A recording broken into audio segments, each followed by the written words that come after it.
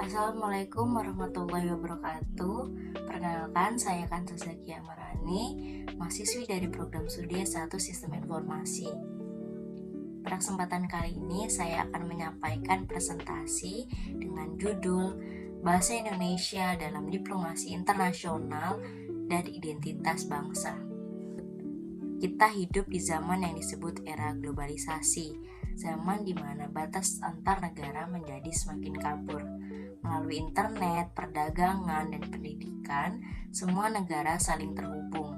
Dalam hubungan antar negara, ada yang disebut dengan diplomasi, yaitu cara suatu negara menjalin hubungan, kerjasama, dan menyampaikan kepentingannya kepada negara lain. Nah, disinilah kita membahas tentang bahasa memegang peranan penting. Tanpa bahasa, diplomasi tidak akan berjalan. Bahasa bukan hanya alat untuk menyampaikan pesan, tetapi juga alat untuk membangun citra dan kepercayaan. Misalnya, bagaimana diplomat Indonesia berbicara di forum internasional, kata-kata yang digunakan, cara penyampaian, bahkan pilihan bahasanya bisa mencerminkan karakter bangsa. Dan disitulah orang luar menilai akan Indonesia. Maka bisa dikatakan bahwa bahasa adalah wajah bangsa. Kalau bahasanya santun, teratur, dan penuh makna, maka bangsa yang menggunakan bahasa itu juga akan terlihat lebih beradab.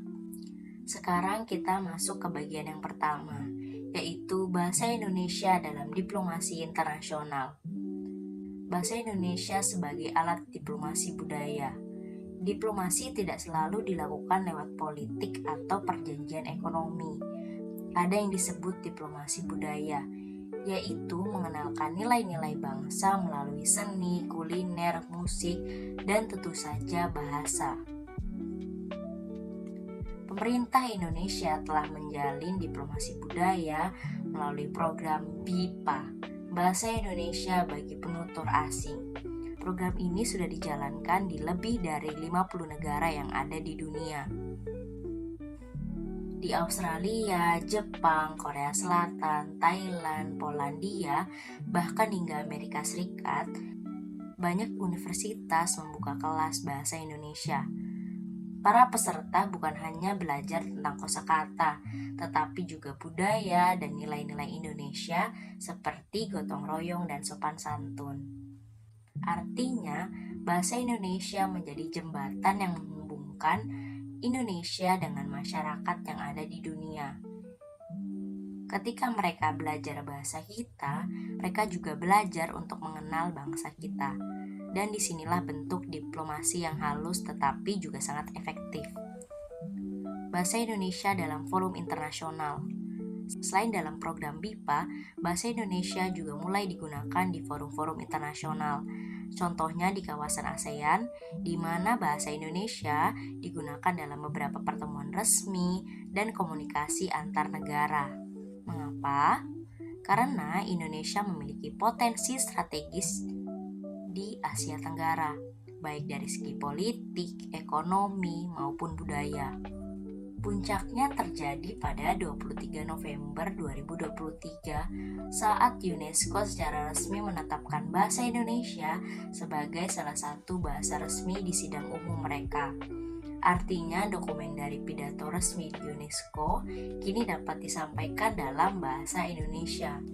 Inilah pengakuan internasional yang sangat luar biasa bahwa bahasa Indonesia telah diakui sebagai bahasa dunia. Bayangkan dari sekian banyak bahasa yang ada di dunia, bahasa kita termasuk yang diakui secara resmi oleh lembaga sekelas PBB. Ini bukti bahwa bahasa Indonesia punya nilai yang strategis, bukan hanya bagi kita, tetapi juga bagi masyarakat global. Bahasa Indonesia sebagai simbol perdamaian.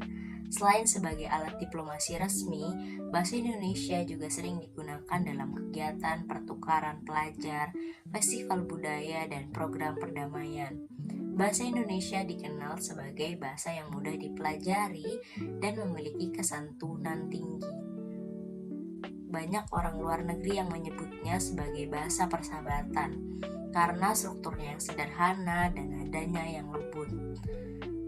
Melalui bahasa, Indonesia bisa menyampaikan peran perdamaian dan persahabatan tanpa harus berbicara tentang politik. Inilah yang disebut soft power diplomasi, kekuatan sebagai negara yang datang dari budaya dan karakter masyarakatnya, bukan hanya dari kekuatan militer.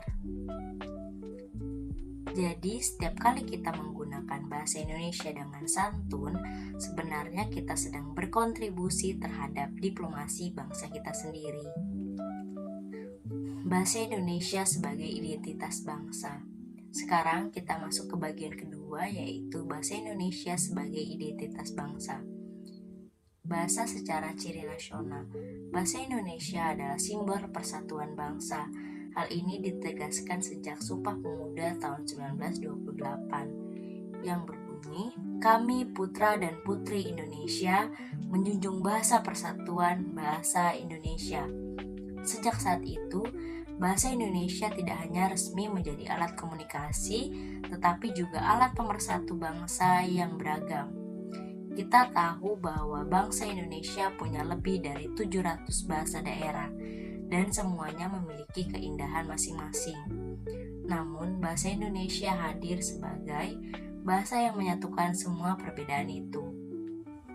Tanpa bahasa persatuan, mungkin kita akan sulit merasa sebagai satu bangsa yang utuh. Maka bisa dibilang bahwa bahasa Indonesia adalah tulang punggung nasionalisme Indonesia. Bahasa Indonesia dan citra bangsa. Selain menjadi simbol persatuan, bahasa juga mencerminkan citra bangsa. Cara kita berbicara, menulis, dan berinteraksi dengan orang lain, semuanya menggambarkan siapa kita sebagai bangsa. Ketika diplomat, pelajar, atau tenaga kerja berkomunikasi di luar negeri dengan bahasa Indonesia yang sopan dan jelas, itu menunjukkan karakter bangsa yang ramah, santun, dan cerdas. Namun, kalau kita menggunakan bahasa secara sembarangan, terutama di media sosial, misalnya dengan ujaran kebencian atau kata kasar, hal itu menurunkan citra bangsa kita di mata dunia. Karena itu, penting kita sebagai generasi muda untuk menggunakan bahasa Indonesia yang baik, benar, dan beretika, baik secara lisan maupun tulisan. Bahasa Indonesia di era digital. Di era digital ini, identitas bangsa tidak hanya berasal dari budaya tradisional, tetapi juga dari jejak digital. Bahasa Indonesia kini semakin kuat di dunia maya. Banyak film, lagu, dan konten digital berbahasa Indonesia yang dikenal dunia. Misalnya lagu Weird Genius, Lati, atau karya Nicky Zevanya yang menggabungkan bahasa Indonesia dan Inggris. Di platform seperti YouTube, TikTok, dan Instagram, konten kreator Indonesia sering menggunakan bahasa kita dengan bangga. Hal ini menunjukkan bahwa bahasa Indonesia tidak hanya milik masa lalu, tetapi juga bahasa masa depan. Bahasa yang bisa menyesuaikan diri dengan perkembangan teknologi dan tetap menjadi simbol identitas nasional, tantangan, dan harapan. Tentu semua hal besar punya tantangan, begitu juga dengan upaya mempertahankan dan mengembangkan bahasa Indonesia. Ada beberapa tantangan utama yang harus kita hadapi. Yang pertama, pengaruh bahasa asing, terutama bahasa Inggris yang sering membuat kita melupakan kosakata asli dari bahasa Indonesia.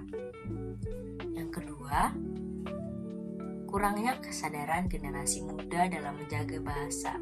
Banyak yang lebih memilih mencampur antara bahasa Indonesia dan bahasa asing agar terlihat lebih keren.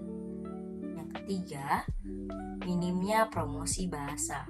Di level global, dibandingkan dengan negara lain seperti Korea Selatan yang sukses mempromosikan bahasanya lewat budaya yang top. Tapi di sisi lain, harapan kita sangat besar. Dengan jumlah penutur bahasa Indonesia yang lebih dari 270 juta orang, bahasa kita berpotensi sebagai bahasa internasional di Asia Tenggara. Bahkan beberapa negara tetangga seperti Malaysia, Brunei Darussalam, dan Timur Leste sudah mulai menjadikan bahasa Indonesia sebagai bahasa tambahan di pendidikan mereka. Jadi masa depan Indonesia sangatlah cerah, asalkan kita sebagai generasi muda ikut berperan aktif dalam menjaganya. Baiklah, sebagai penutup, saya simpulkan bahwa bahasa Indonesia bukan sekedar alat komunikasi, tetapi juga alat diplomasi dan simbol identitas bangsa. Melalui bahasa Indonesia, kita memperkenalkan nilai-nilai luhur seperti gotong royong, kesantunan, toleransi, dan perdamaian. Jadi, mari kita bangga berbahasa Indonesia. Gunakan dengan benar dan sampaikan dengan santun. Terima kasih atas perhatiannya. Wassalamualaikum warahmatullahi wabarakatuh.